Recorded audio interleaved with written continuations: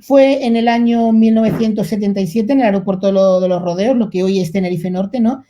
Ocurre cuando dos Boeing 747, uno de la aerolínea Pan Am y otro de la aerolínea KLM, colisionan en la pista.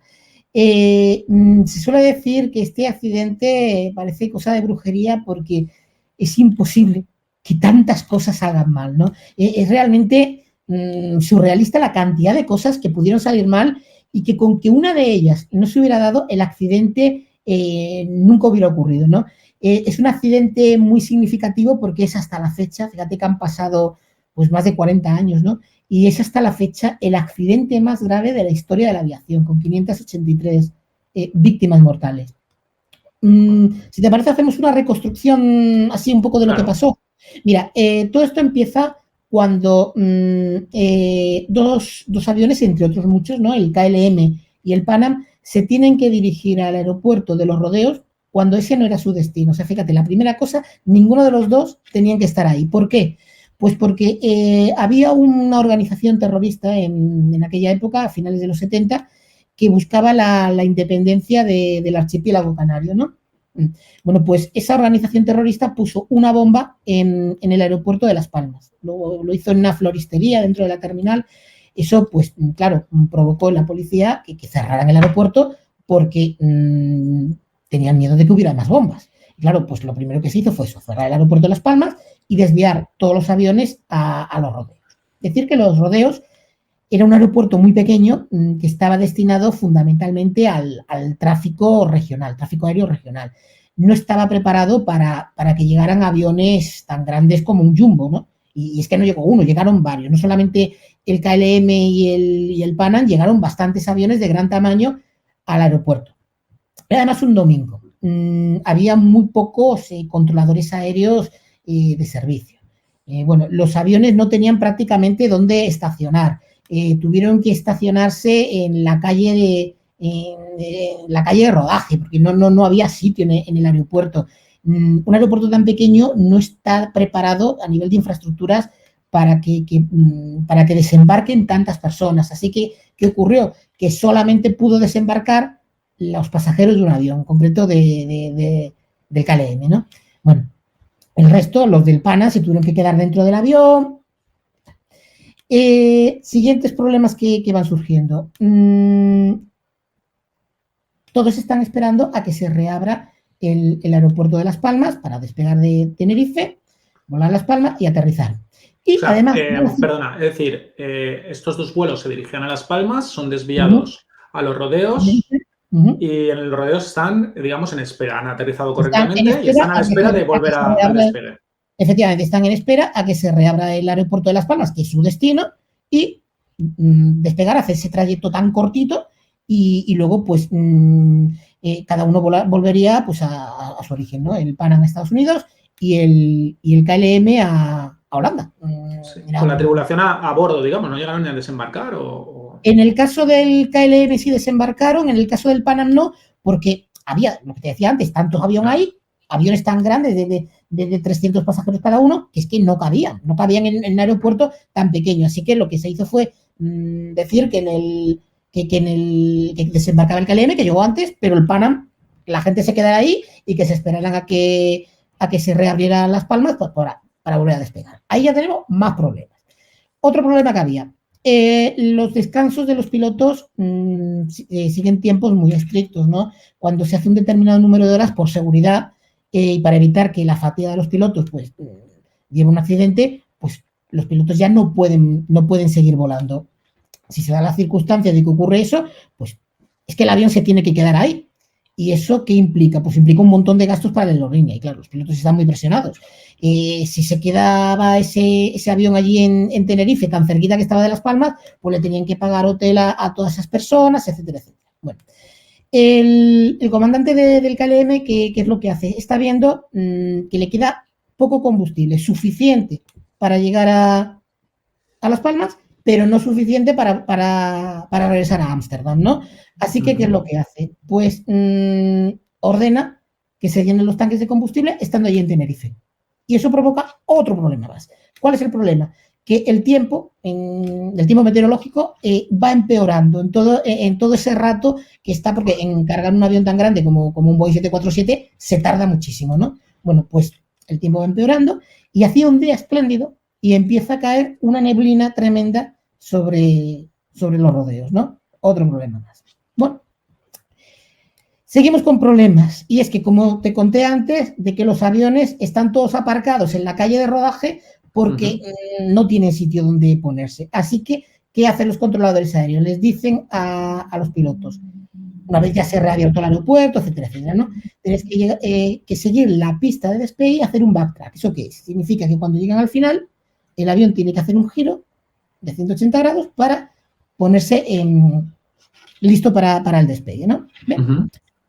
En ese momento ya no se ve absolutamente nada, ¿no? No se ve absolutamente nada. Se está, de hecho, a punto de cerrar el aeropuerto por falta de visibilidad.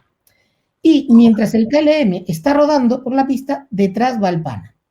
Le dicen los controladores aéreos, cuando llegues a la salida 3, salte de la pista, ya despega el PANAM, tú te pones detrás y despegas tú. Bien. ¿Qué es lo que pasa? Pues que no se ve nada.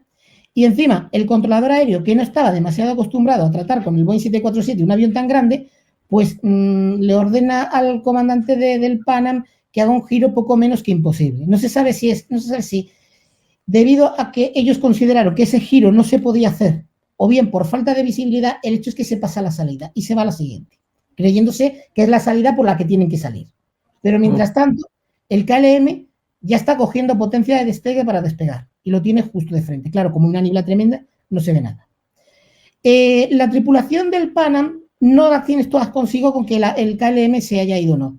Y por tanto, dicen por radio, oiga, que nosotros todavía estamos aquí en la pista. Y en ese momento, dice el KLM, estamos listos para despegar, no sé cuánto están. Con tan mala suerte que se superponen ambas transmisiones. Y lo único que se escucha es una interferencia. Claro, el PANAM se cree que el KLM va a esperar al despegue. El KLM no sabe que el PANAM está ahí, se cree que ya se ha ido, ¿no? Pero es que encima pasa otra cosa más, que el ingeniero de vuelo le dice al comandante del KLM, oye, que el PANAM todavía está por ahí. Y el otro le dice, no está, ya se ha ido. Solicitamos permiso para despegar. Y desde la torre le dicen, tiene permiso para salir, no sé cuándo, no sé qué, espere. Pero el espere se superpone a esa interferencia que te digo, y los del KLM tampoco escuchan el espere. Así que meten potencia y cogen velocidad para despegar. Y claro, el PANAM está en medio de la pista. El PANAM, cuando ve que el KLM viene hacia ellos, pues mete potencia total e intenta salirse de la pista. Claro, es demasiado tarde, ¿no? Colisionan ambos aviones y, bueno, pues en el KLM no sobrevive nadie, en el PANAM murieron más de la mitad y, bueno, pues la que se montó, pues fue tremendo. Imagínate, encima el KLM cargado de combustible. Pero es que fíjate que incluso aquí hay otra cosa más, por eso te digo que este accidente realmente parece una maldición, ¿no?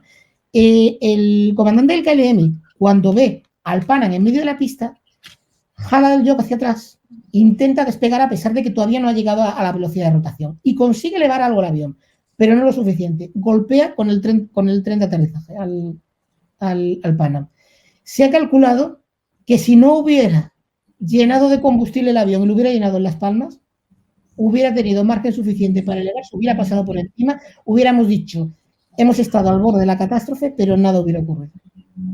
Todo esto te lo he resumido muchísimo porque el accidente es tremendamente complejo, ocurrieron muchísimas cosas, pero bueno, he intentado resumirlo de la mejor manera que he podido, ¿no? O sea, que se dieron muchísimas circunstancias para que finalmente el PANAM estuviera detenido en mitad de la pista, en una pista donde no tenía que estar, y que por incomunicación, por condiciones climatológicas, etcétera, el PANAM, el KLM también saliera por esa pista y acabara invistiendo al PANAM, que lo acabó viendo justo ya cuando estaba delante, claro. Claro, es que se dice, es que la causa del accidente es que el KLM despegó sin permiso. Bien, es verdad que despegó sin permiso y eso es algo gravísimo en aviación, jamás se puede hacer.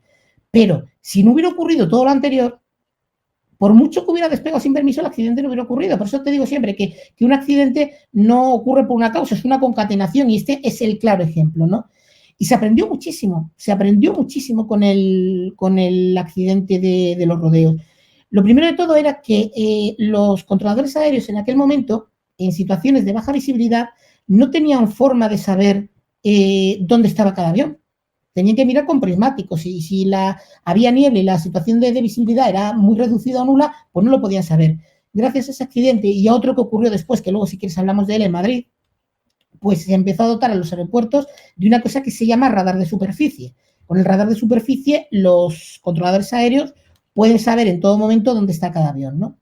Se hicieron muchísimos cambios, se implementó una cosa que se llama Cockpit CRM, que es la gestión de recursos, que sirven para que realmente el comandante, aunque es la autoridad a bordo del avión, que no sea orden y mando, sino que haya una cooperación de todos los miembros de la tripulación que están en cabina, ¿no? Eso ha servido muchísimo, ha salvado muchísimas vidas en el futuro.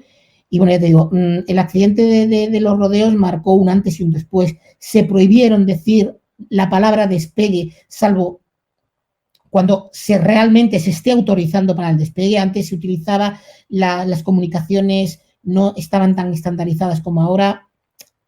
Hubo un antes y un después con ese accidente.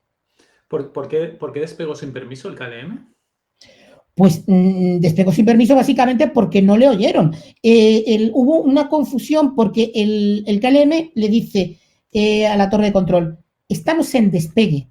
¿Qué quiere decir estamos en despegue? Es que no estaban armonizadas las comunicaciones. Y los de la torre les dice, no, esperen, yo les aviso. Pero claro, el esperen, yo les aviso, no lo oyó, porque son una interferencia.